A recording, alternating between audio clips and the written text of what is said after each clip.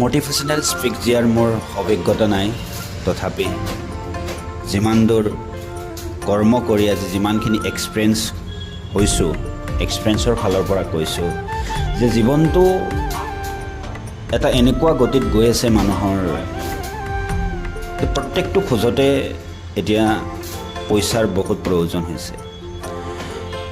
তো সেইটো হিচাপত আমি আমাক নিজকে স্বাৱলম্বী কৰিব লাগিব।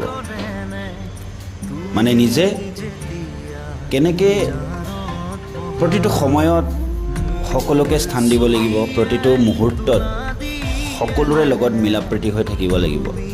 কাৰণ বৰ্তমান সময়ত এনেকুৱা এটা পৰিস্থিতি আহি পৰিছে যে তুমি মাত মাতিব গ'লেও তোমাৰ বিপদ, তুমি উচিত কথা ক'ব গ'লেও কিছুমান ক্ষেত্ৰত বিপদ, তুমি ভাল কথা ক'ব গ'লেও, তুমি বেয়া কথা ক'ব গ'লেও বিপদ।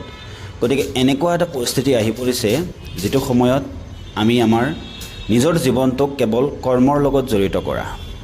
গতিকে নিজৰ যোনে যোনে যিটো ফালত এক্সপিৰিয়েঞ্চ আছে, যিটোৰ ওপৰত এক্সপিৰিয়েঞ্চ আছে, তো সেইটোৰ ওপৰত গুৰুত্ব দি নিজৰ জীৱনটো পাৰ কৰি লৈ যোৱা, নিশ্চয় কিবা এটা নহয় কিবা এটা ফল পাবা।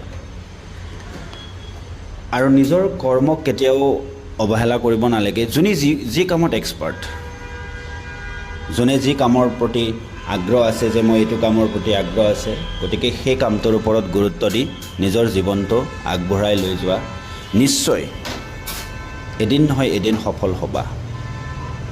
আমি আমাৰ জীৱনটো কৰ্মৰ লগত 110% কৰ্মৰ লগত জড়িত